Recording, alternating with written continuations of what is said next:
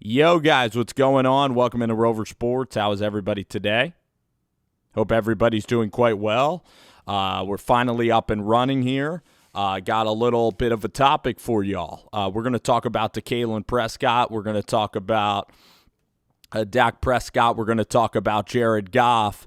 That's what we're going to do here during this segment of the show. So I really think that the Dallas Cowboys would be foolish to sign Dak Prescott to a long-term deal. I really do think so because, I look at Dak and I think that he is a very average quarterback in the NFL. He doesn't have elite arm strength. His mobility is decent, but Dak Prescott is not a game changer at the quarterback position. You have Patrick Mahomes. He's one of the only guys that is a true game changer that you can win with a quarterback like Patrick Mahomes. Seattle, have they been winning? Do you think that Seattle team was close to possibly winning a Super Bowl championship last year? I don't think so. Even though they have decent wide receivers, their running game is still very poor. Their offensive line is not where it needs to be, and that defense couldn't get a stop. And their defense hasn't been the same since Richard Sherman, since the Legion of Boom, since Cam Chancellor retired. They then go out there, they draft a couple of linebackers, they draft a guy from Texas Tech, they overdraft Darrell Taylor, who only had like a couple of good games towards the back half of the Tennessee football season. So you pretty much look at Seattle, and Seattle, they barely went into Philadelphia and won. And maybe if Seattle won that game again at home against San Francisco, maybe they would have had a chance to go to the Super Bowl. But Seattle in Green Bay, they were down by a lot that game. I think it was 28-10. And that's not a good Green Bay. That is not a good Green Bay Packer football team. That is a team that went to the NFC Championship, but that's a team that absolutely got slaughtered when they went up and when they played against the 49ers. And also you look at Green Bay, and Green Bay last year, Green Bay had Mitchell Trubisky, and Mitchell Trubisky had a major relapse last year. Even though I like what Mitchell Trubisky could theoretically be if you paid him as a cheap quarterback in the NFL, Green Bay basically had the easiest division in all of football last year. You had a grumpy Stephon Diggs, you had a coach in Kevin Stefanski that is no longer in Minnesota, and you had an aging defense. So you add all of that to the Vikings and a team that's never won and a running back that has never been healthy other than last year, and you were going to have some simple games. Plus, that time when Green Bay played Minnesota was week 2,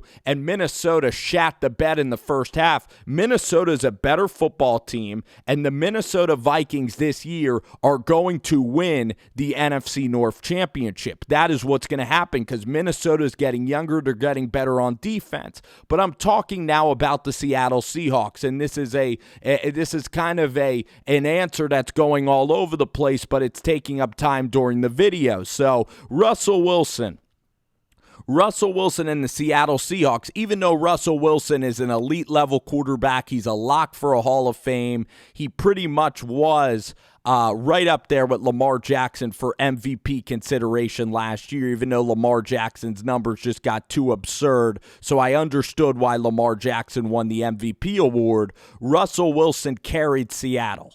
Okay, you take Russell Wilson off of Seattle, that's a 5-win football team. But the point is, Seattle should have never signed Russell Wilson because they're putting $35 million into a quarterback that is never going to win a championship. Seattle is not going to have a chance until this money dries up for Russell Wilson. It's just like the New Orleans Saints with Drew Brees. If you go back and you look at Drew Brees on the New Orleans Saints, what ended up happening with Drew Brees in the New Orleans Saints is that Drew Brees, from about the year 2014 to 2017, those Saints teams were not competitive at all. They would get to the divisional round of the playoffs and then they would lose immediately. They might be lucky to win one playoff game per year during that span. That was 8-8 Sean Payton. They've only gotten good recently because the Drew Brees money has kind of dried up, and they've been able to invest in other positions, and they've been able to spend money for free agency and Dennis Allen,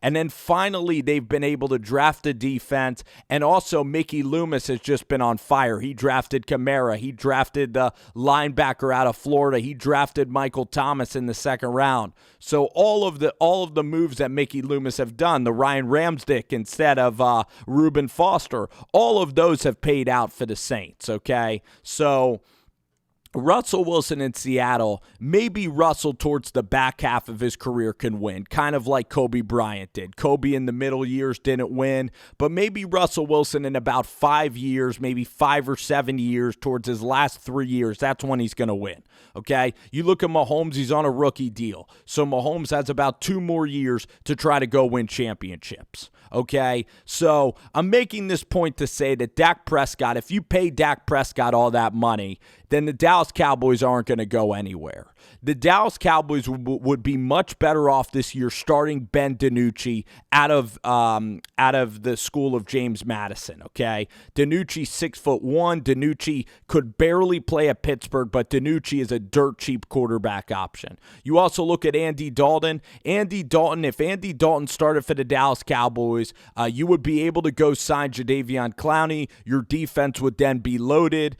You would get a kind of a veteran quarterback with Mike McCarthy. When Andy Dalton was on his rookie deal in Cincinnati, that team won 11 games. Now you add Andy Dalton to a team that has a better running game that he had in Cincinnati. You add him now to some linebackers, like maybe Van Der Esch can get back to his rookie season, Jalen Smith. So the Cowboys need to invest on that defensive line. They need to invest on that defensive line, and if they're going to be great, they're going to need to have a pass rush on that defensive line if they're going to compete with San Francisco and Minnesota. Minnesota is the perfect team right now, Minnesota and San Francisco, because those two quarterbacks, everybody complained when they got $28 million 3-4 years ago. Everybody said that number was crazy, but the number kept going up, and now Garoppolo and Kirk Cousins are making about $8 million less than Carson Wentz, $8 million less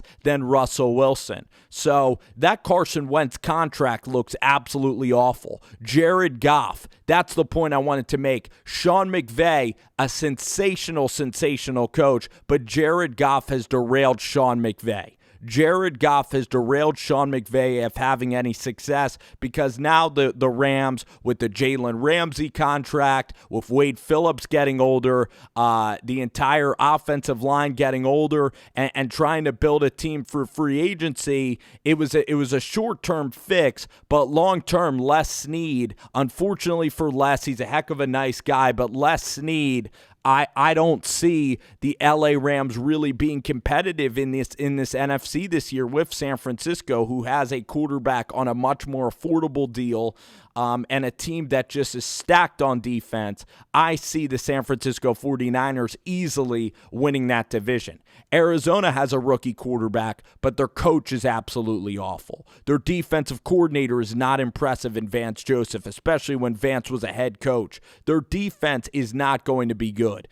Cliff Kingsbury at Texas Tech, he never had good defenses, and you could say, he was at Lubbock, Texas. He was playing in the Big 12, but if you prioritize defense, Cliff Kingsbury, all he does is prioritize glory offense. That's all Cliff Kingsbury's all about. So Arizona's not going to be competing. But the point is about Dak Prescott is that Dak Prescott is not worth that kind of cash. He's not worth that kind of coin. Dak Prescott is worth about $28 million.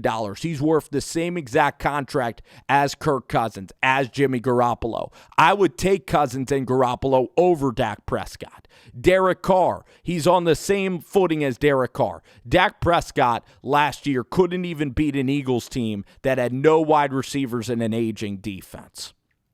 Dak Prescott also had Amari Cooper and Ezekiel Elliott, and yet Dak Prescott, he couldn't. When he played Green Bay, Dak Prescott and that Cowboys team got killed against the Green Bay Packers. And yes, was Garrett as a head coach getting old? Absolutely it was. But Dak Prescott as a talent, and if you're going to be a quarterback and you're going to make like $35 to $40 million, you got to be the top of the line quarterback. And even Kansas City with Mahomes, even though Mahomes is the best quarterback of our generation, if Mahomes gets that kind of cash, then Kansas City's defense is not going to be successful. So that's what you have to consider when you pay a quarterback. And the Dallas Cowboys are going to end up surrendering to Dak because they don't want to take the rash of the fan base. They're going to do a coward move, and they're going to sign Prescott to a bunch of money just to appease him. But then the Dallas Cowboys are not going to be competitive. They're going to be back in this kind of 10-6 mold. And then McCarthy's getting himself into Dak Prescott. Where Sean McVay, I'm not sure right now if you gave him truth serum that he'd want a Jared Goff. I think he would much rather have a Justin Herbert that is also the quarterback in LA. I think he'd much rather have Justin Herbert on an affordable deal and a talented quarterback like Justin Herbert is. I think he would much rather have that than a quarterback in Jared Goff that is not going to win him any football games. The only teams that win in this league either have the great quarterbacks. The only teams that can seriously win a Super Bowl are quarterbacks that are on affordable contracts. New Orleans, Minnesota, now San Francisco, very affordable contracts. But the teams like Matt Ryan and the teams that just have completely unaffordable contracts at the quarterback position, those teams are not going to be competitive. Even Seattle, as good as Wilson is, he's not a threat to win a Super Bowl championship.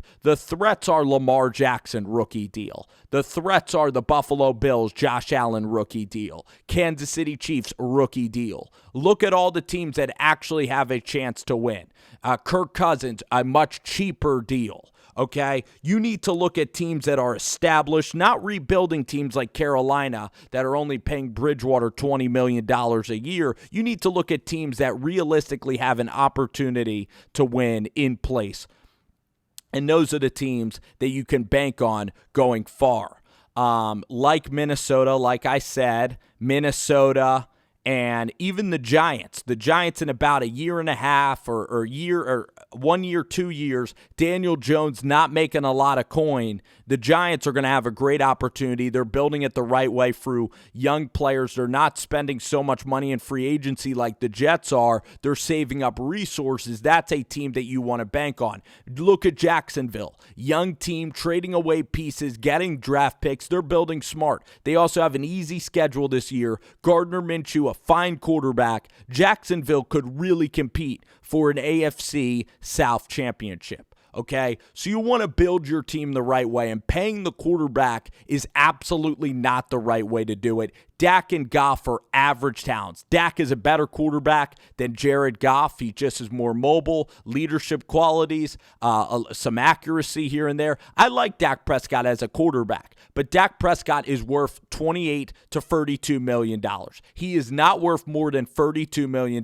You pay Dak $35, that is too much money. Your team is not even good enough to compete with the likes of New Orleans, with San Francisco. Are you trying to win a Super Bowl championship? Because look at the Rams, they're far away. Are you looking to be 10-6? Are you looking to be Seattle and get a wild card? Are you looking to be Aaron Rodgers in Green Bay and make an NFC championship and tell your fans that we're really, really close, even though you're not realistically close, even though you had an easy schedule and yes, you accomplished something.